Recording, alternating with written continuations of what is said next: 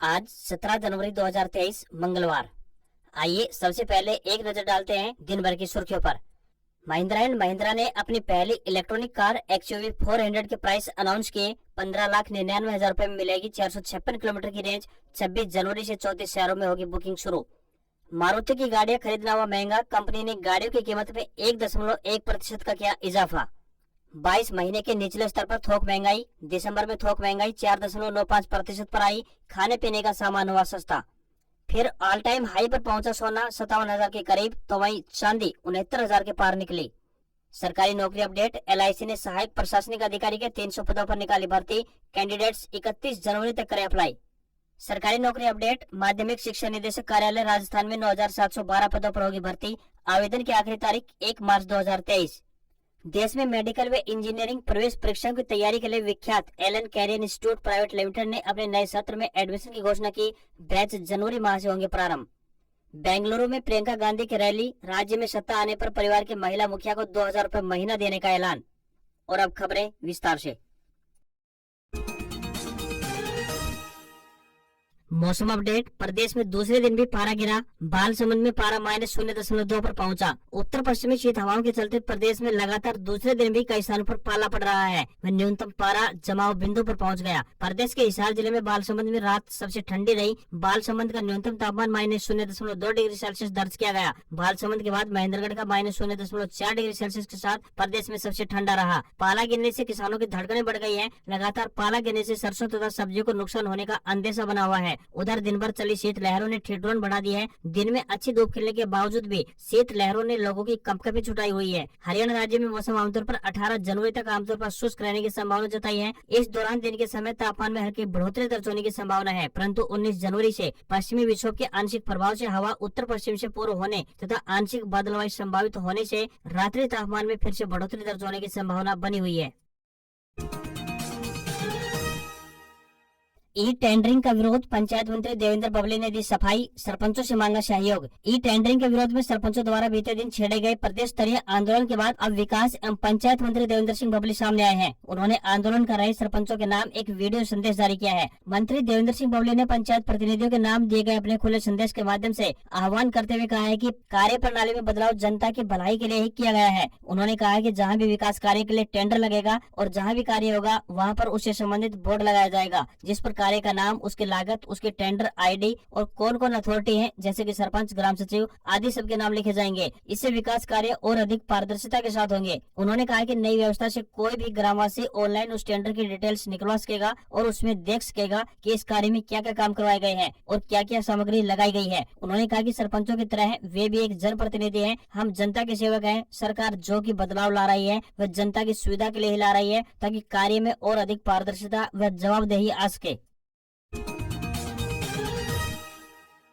Portal पर आया नया ऑप्शन। रेफरेंस नंबर गुम होने पर आधार कार्ड से निकलवा सकेंगे आयुष्मान कार्ड। प्रदेश सरकार चिरायु योजना के तहत 1,80,000 रुपए से आमदनी से नीचे वाले पात्र परिवारों के आयुष्मान कार्ड बना रही है। आयुष्मान बनवाने के बाद रेफरेंस नंबर गुम हो जाने के कारण बहुत से परिवार अपना आयुष्मान कार्ड डाउनलोड नहीं कर पा रहे थे, लेकिन अब पोर्टल पर नया ऑप्शन आ गया है। रेफरेंस नंबर गुम होने के बाद भी लोग अपने आधार कार्ड से अपना आयुष्मान कार्ड डाउनलोड कर सकेंगे। अब लोग बिना रेफरेंस नंबर के अपने आधार कार्ड से ही अपना आयुष्मान कार्ड डाउनलोड कर पाएंगे। अब download card with Aadhaar card सुविधा CSC सेंटर को दे दी गई है। अब आधार कार्ड से लोग आयुष्मान कार्ड डाउनलोड कर सकते हैं। CSC संचालकों को एक कार्ड डाउनलोड करने पर 20 रुपए का चार्ज दिया जाएगा। पात्र परिवार किसी भी CSC सेंटर, आशा वर्कर, आयुष्मान केंद्र से अपना आयुष्मान कार्ड बनवा सकते हैं तथा स्वयं भी अपना आयुष्मान कार्ड बनवा सकते हैं। पेट्रोल डीजल की कीमतों को लेकर शैलजा ने केंद्र सरकार को घेरा। बोले तेल कंपनियों को मुनाफा कमाने की दी जा रही है खुली छूट। अखिल भारतीय कांग्रेस कमेटी के महासचिव एवं पूर्व केंद्रीय मंत्री कुमारी शैलजा ने कहा है कि अंतर्राष्ट्रीय बाजार में क्रूड के दाम लगातार गिर रहे हैं। इसके बावजूद केंद्र सरकार लोगों को महंगे दाम पर पेट्रोल डीजल बिकवा रही है। तेल कंपनियों को मुनाफा कमाने की खुली छूट दी जा रही है। तेल कंपनियां और केंद्र सरकार आपसी सांठगांठ से लाखों करोड़ों रुपए सिर्फ पेट्रोल डीजल की बिक्री से कमाने में लगी हुई है, जबकि लोगों के व्यापार, रोजगार व कामकाज बढ़ने की बजाय घाटे में चल रहे हैं। कुमारी शैलजा ने कहा कि जून 2022 में कच्चा तेल 9,003 रुपए प्रति बैरल यानी करीब 57 रुपए प्रति लीटर था, जो कि जनवरी 2023 में 6,222 रुपए प्रति बैरल यानी करीब 39 रुपए प्रति लीटर पर पहुंच गए हैं। फिर भी 7 महीने से भाजपा की अगुवाई वाली केंद्र सरकार के इशारे पर ही पेट्रोल डीजल के दाम स्थिर बने हुए हैं। कच्चा तेल सस्ता होने से केंद्र सरकार और तेल कंपनियां अतिरिक्त कमाई करने में जुटी हुई है। कुमारी शैलजा ने कहा कि मार्च 2014 में एलपीजी के घरेलू सिलेंडर की कीमत की बात करें तो सिर्फ 410 रुपए थी, जो कि अब बढ़कर 1,062 रुपए के पार जा पहुंची है। घरेलू गैस सिलेंडर के दाम लगातार बढ़ने से हर घर पर आर्थिक बोझ पड़ रहा है। देश में करोड़ों गरीब परिवार ऐसे हैं जिन्होंने गैस के दाम बढ़ने से अपने सिलेंडर भरवाने बंद कर दिए हैं और महिलाओं को फिर से धुएं में खाना बनाना पड़ रहा है।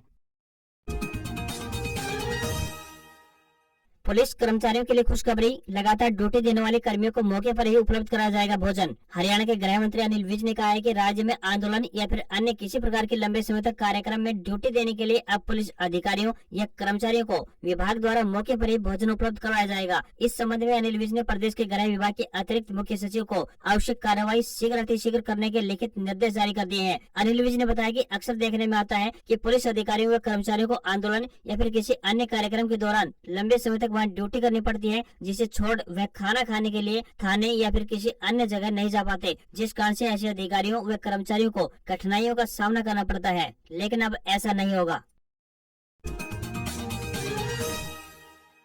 डीएलएड प्रवेश वर्ष 2016 से 2019 तक के छात्र अध्यापकों को दी गई विशेष अवसर की बढ़ाई गई अंतिम तिथि। हरियाणा विद्यालय शिक्षा बोर्ड द्वारा डीएलएड प्रवेश वर्ष 2016 से लेकर 2019 तक के छात्र अध्यापकों को फरवरी 2023 में संचालित होने वाली परीक्षा में प्रवेश हेतु दिए गए विशेष अवसर की अंतिम तिथि 15 जनवरी 2023 निर्धारित की गई थी, जिसे अब बढ़ाकर 20 जनवरी 2023 कर दिया गया है। डीएलएड प्रवेश वर्ष 2016 से 2019 तक के छात्र अध्यापक जिन्होंने डीएलएड 2 वर्षीय कोर्स में दाखिला लिया था और उनका परीक्षा परिणाम प्रथम द्वितीय किसी भी वर्ष की लिखित परीक्षा में अनुत्तीर्ण होने के कारण परिणाम नॉट फिट फॉर डिप्लोमा रहा या परिणाम किसी कारण से रोक लिया गया था, ऐसे छात्र अध्यापकों को ऑनलाइन आवेदन करने हेतु 20 जनवरी 2023 का समय दिया गया है। संबंधित छात्र अध्यापक अपने मूल शिक्षण संस्थान के माध्यम से बोर्ड की आधिकारिक वेबसाइट www.bses.org.in पर ऑनलाइन पोर्टल से समय रहते आवेदन कर सकते हैं।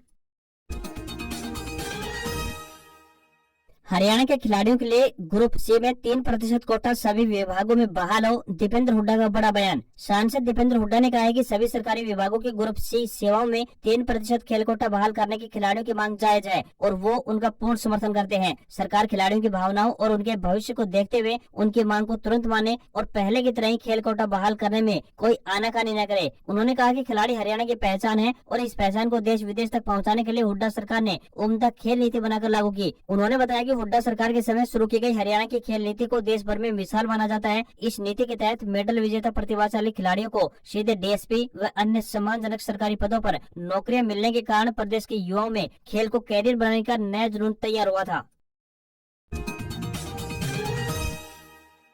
हरियाणा के युवा सशक्तिकरण एवं उद्यमिता विभाग के सलाहकार लेफ्टिनेंट जनरल रिटायर्ड जीएस नैन ने कहा कि श्री विश्वकर्मा कौशल विश्वविद्यालय सुपर ग्रेजुएट तैयार करेगा। इनके देश और दुनिया में अलग पहचान होगी। उन्होंने इसका श्रेय श्री विश्वकर्मा कौशल विश्वविद्यालय के कुलपति राज नेहरू की प्रतिभा और नवाचारी सोच को दिया। नैन ने कहा कि श्री विश्वकर्मा कौशल विश्वविद्यालय एक आदर्श के मुताबिक भविष्य के लिए काम कर रहा है। उन्होंने मौके और जरूरत के हिसाब से अपने आप को बदलने की प्रेरणा भी दी और साथ ही शिक्षा के क्षेत्र में श्री विश्वकर्मा कौशल विश्वविद्यालय को इसका सबसे उत्कृष्ट उदाहरण भी बताया। नैन ने कहा कि विद्यार्थियों की योग्यता और कुशलता को चिन्हित कर उनमें समाज की आवश्यकताओं के अनुरूप परिवर्तन लाना अत्यंत आवश्यक है। श्री विश्वकर्मा कौशल विश्वविद्यालय इस काम को मिशन के रूप में भली भांति कर रहा है। रोहतक में पूर्व केंद्रीय मंत्री वीरेंद्र सिंह बोले, चुनाव से 6 महीने पहले बताऊंगा सरकार को कितने नंबर देने हैं। पूर्व गृह राज्य मंत्री सुभाष बत्रा के पिता प्रकाश बत्रा की 104वीं जयंती पर श्रद्धांजलि देने पहुंचे पूर्व केंद्रीय मंत्री वीरेंद्र सिंह ने राजनीति को एक बार फिर गरमा दिया है। कार्यक्रम के बाद पत्रकारों से अनौपचारिक बातचीत में एक सवाल के जवाब में कहा कि हरियाणा सरकार को इस समय कितने नंबर देने हैं ये मैं अभी नहीं बताऊंगा, चुनाव से 6 महीने पहले पूछ लेना कितने नंबर दूंगा। उन्होंने भारत जोड़ो यात्रा पर कहा कि कांग्रेस सिकुड़ती हुई पार्टी थी, यहाँ तक कि पार्टी का नेशनल कैरेक्टर भी खतरे में पड़ गया था। राहुल की यात्रा इस बात का प्रतीक है कि कांग्रेस बरकरार रहे। पार्टी को खड़ा करने के लिए राहुल गांधी का प्रयास है और उन्होंने अपने आप को इम्प्रूव भी किया है। भारत जोड़ो यात्रा के अंतिम दिन सभी राजनीतिक दलों को एक मंच पर आने का न्योता दिया गया है। कांग्रेस को लगता है कि पार्टी अकेले भाजपा का मुकाबला नहीं कर सकती, इसलिए यात्रा के अंत में विपक्ष को इकट्ठा करने की कोशिश है। पूर्व केंद्रीय मंत्री वीरेंद्र सिंह ने कहा कि देश में बेरोजगारी, भ्रष्टाचार, गरीबी अब भी है। ये कुछ ऐसे विषय हैं जिनसे निपटने के लिए सरकार ने काम भी किया, लेकिन अभी भी समस्या यूं की यूं खड़ी है।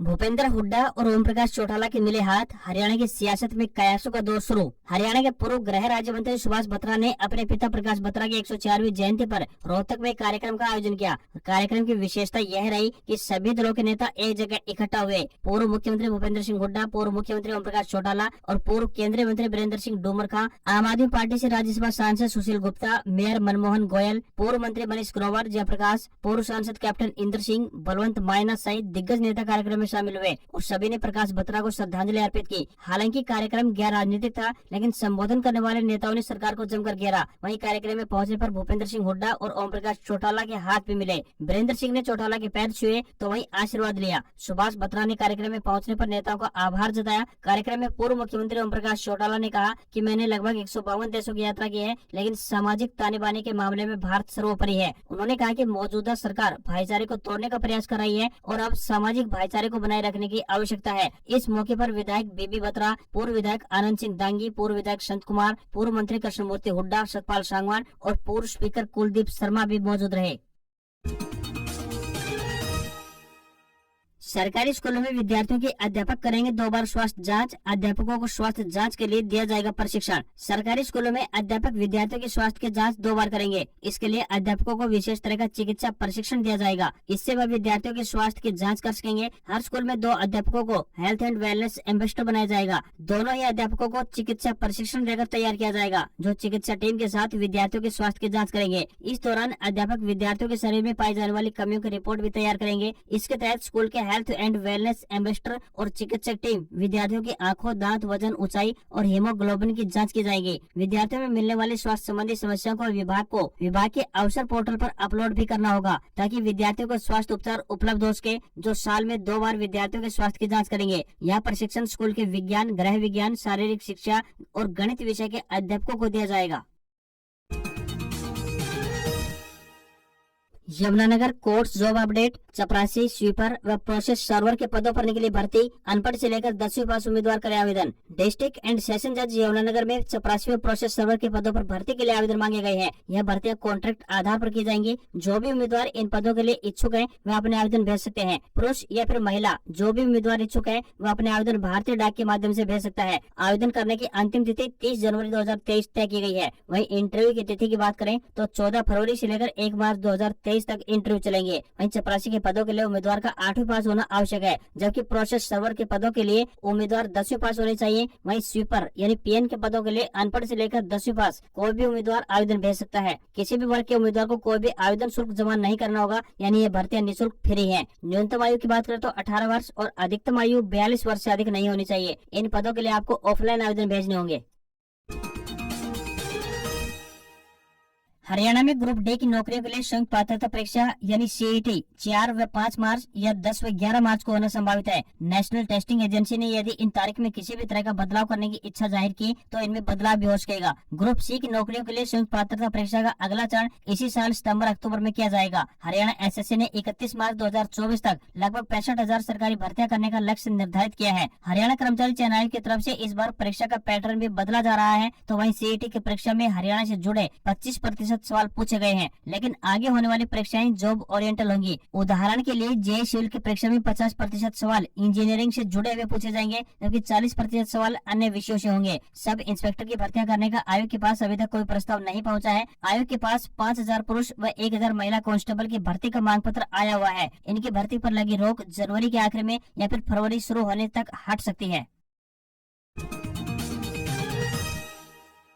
18 जनवरी यानी कल हिमाचल आएगी भारत जोड़ो यात्रा। राहुल गांधी कांगड़ा के इंदौरा में काठगढ़ महादेव मंदिर में पूजा अर्चना करेंगे। स्वागत की तैयारियां हुई शुरू। कन्याकुमारी से शुरू हुई कांग्रेस की भारत जोड़ो यात्रा 18 जनवरी को हिमाचल आ रही है। यात्रा सुबह 7 बजे कांगड़ा जिले के मेलवा से हिमाचल प्रदेश में प्रवेश करेगी। यहाँ पर फ्लैग हैंड ओवर सेरेमनी होगी। इसके बाद राहुल गांधी सबसे पहले काठगढ़ महादेव मंदिर में पूजा अर्चना कर शिव और माँ पार्वती का आशीर्वाद लेंगे। कांगड़ा जिले के इंदौरा उपमंडल में स्थापित काठगढ़ महादेव मंदिर काफी रहस्यमय है। दावा है कि इस मंदिर में विराजमान शिवलिंग दुनिया का पहला ऐसा शिवलिंग है जो 2 भागों में विभाजित है। इसके एक भाग को शिव तो वहीं दूसरे भाग को माँ पार्वती का रूप माना जाता है। मंदिर में स्थापित शिवलिंग अष्टकोणीय है। शिव के रूप में पूजे जाने वाले शिवलिंग की ऊंचाई की बात करें तो 8 फीट है। वहीं माता पार्वती के रूप में पूजे जाने वाले हिस्से की ऊंचाई 6 फीट है। इस दौरान मुख्यमंत्री सुक्खू और उप मुख्यमंत्री मुकेश अग्निहोत्री के अलावा पार्टी के वरिष्ठ नेता भी मौजूद रहेंगे।